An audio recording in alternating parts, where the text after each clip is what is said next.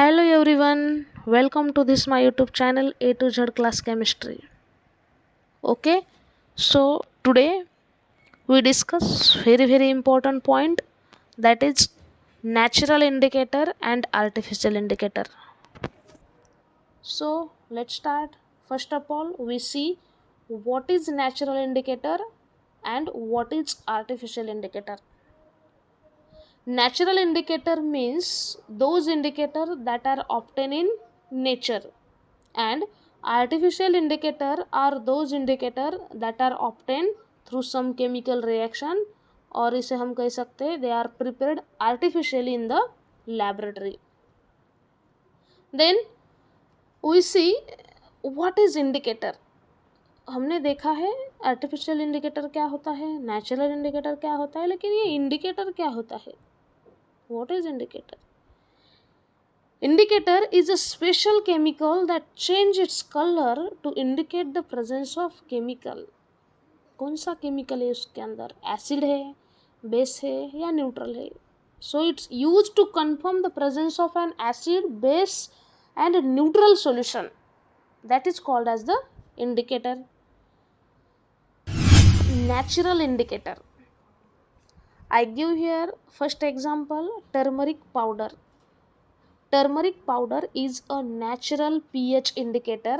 It is also called as the natural acid base indicator. Okay, pH मतलब उससे हम acid base ही indicate करते हैं. Okay, so turmeric compound remains yellow when acid or neutral solution, but when we add the turmeric into basic solution, then the solution turn pinkish red in color. Daily life का हम example ले लेते हैं. यहाँ पे जो humans खाना बनाती है तो हमने बहुत बार देखा है, ओके, दाल पकाते समय कभी कभी क्या होता है, दाल अच्छे से पकती नहीं है, तो उसमें क्या करते हैं हम, दाल अच्छे से पकने के लिए उसके अंदर हम बेकिंग सोडा ऐड करते हैं. बेकिंग सोडा क्यों ऐड करते हैं? वो जल्दी से पक जाए, मतलब पानी से कभी कभार यूज करते हैं ना हम, बोरवेल का वाटर डालने से वो अच्छे से नहीं पकती, तब उसके अंदर हम बेकिंग सोडा डालते हैं. लेकिन बेकिंग सोडा डालने के बाद ये जो दाल अल्कलाइन बन जाती है. ओके, तब जब दाल पकने के बाद जब हम उसके अंदर टर्मरिक पाउडर डालते हैं, हल्दी जब हम डालते हैं, तो तब क्या होता है, वो दाल का कलर हमें पिंकिश रेड दिखता है, वो रेड कलर में कन्वर्ट होती है. अब बल्कि हमें क्या होता है, टर्मरिक हल्दी डालने के बाद उसका कलर कैसा होना चाहिए होता है, येलो होना चाहिए होता है. जनरली येलो ही होता है ना जब हम नॉर्मली डालते हैं, लेकिन बेकिंग सोडा होने की वजह से वहाँ पे हल्दी डालने के बाद भी दाल का कलर येलो नहीं होता है. इसके अलावा वो कलर कैसा होता है, रेड होता है, due to the presence of base in it. How do you make an indicator with turmeric powder? बहुत सिंपल चीज़ है. Take turmeric, add some water in it, make a paste of turmeric powder, and this paste, ये जो paste बनाई है, ये paste कोई भी पेपर के ऊपर क्या करो, पूरी स्प्रेड कर दो अच्छे से. ओके, पेपर के ऊपर लगा दो, और लगाने के बाद वो पेपर जो है उसको क्या करने का है, पूरी तरह से ड्राई करके लेना है. ओके, पेपर को अच्छी तरह से ड्राई करने के बाद उसके ऊपर हम कोई भी क्या कर सकते हैं, डिज़ाइन बना सकते हैं. कोई भी डिज़ाइन आप बनाओ, और सोप सोल्यूशन जो है वो उसके ऊपर क्या करो, उसके ऊपर से वो लगाओ, फिर उसका कलर चेंज होता है. तो बहुत अच्छा ऐसे कार्ड हम बना सकते हैं. ओके, तो ये इंटरेस्टिंग है. तो ये हो गया first indicator, natural indicator, turmeric powder. Next indicator is litmus paper. Litmus paper is extracted from the lichens. Litmus paper is the oldest and most commonly used indicator. It indicates whether a substance is an acid or a base. So, how it is indicate the substance is acid or base? If we dip a red litmus paper, strip of red litmus paper in acid solution, it remains same. But if the same red strip is dipped in a basic solution, it turns into blue.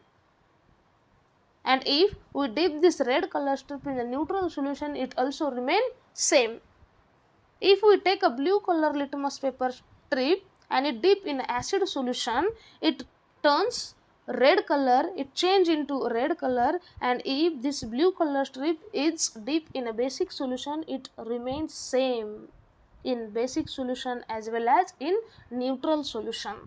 It means that both strips, red and blue, deep in a neutral solution, we give same color. It remains, both are remains same in neutral.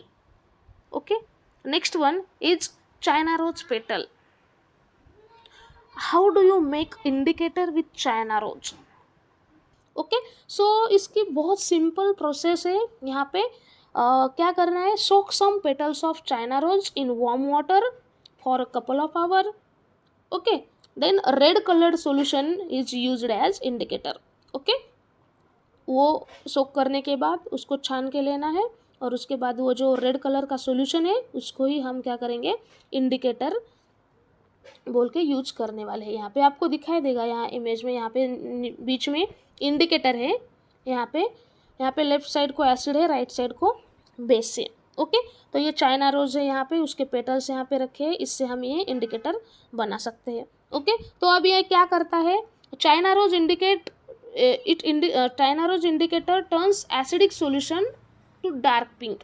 Okay, dark pink colour यहाँ पे दिखाता है, और जो basic solution है वहाँ पे वो ग्रीन कलर दिखाता है. Then red cabbage. Red cabbage is also used as a indicator. It is also a natural indicator. First of all, we see how do you make an indicator with red cabbage. It's very simple method. I give here making an indicator from red cabbage. First step is roughly chop the cabbage, then boil for a few minutes, then strain it and let it cool. And after cooling we use as an indicator directly. इस तरह से जो हमने ये red cabbage का indicator बनाया है, यहाँ पे मैंने अलग अलग ग्लास में दिखाया है किस तरह से कलर चेंज होता है. बीच में रेड कलर कैबेज है. एक्सट्रीमली लेफ्ट साइड पे मैंने एसिड सॉल्यूशन रखा है, और एक्सट्रीमली राइट साइड पे मैंने बेसिक सॉल्यूशन रखा है. If we add this indicator in acidic solution we gives dark pink color, and if we add this indicator in basic solution we give green color, and for neutral it's remain same. okay, कुछ इस तरह से यहाँ पे ये indicate करता है हमें एसिड और बेस और neutral. Next one is artificial indicator. Artificial indicator are those indicator that are obtained through some chemical reaction, or they are prepared artificially in the laboratory. In laboratory, generally we use methyl orange and phenolphthalein as an indicator.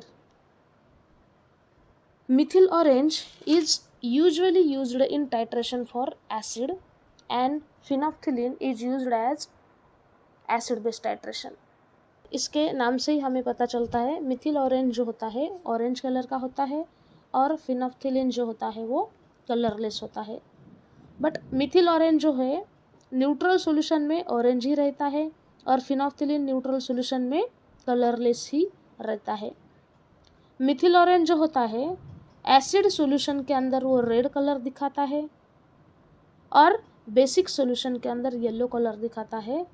और ये जो फिनोफ्थिलीन है वो acid solution में remains same रहता है acid solution में, और बेसिक सॉल्यूशन के अंदर वो हमें पिंक कलर दिखाता है. कुछ इस तरह से यहाँ पे हमने अलग अलग ये जो इंडिकेटर हैं वो देख लिए हैं. अगर आपको ये वीडियो अच्छा लगता है तो प्लीज़ लाइक करिए, शेयर करिए और सब्सक्राइब करिए. Thank you, bye.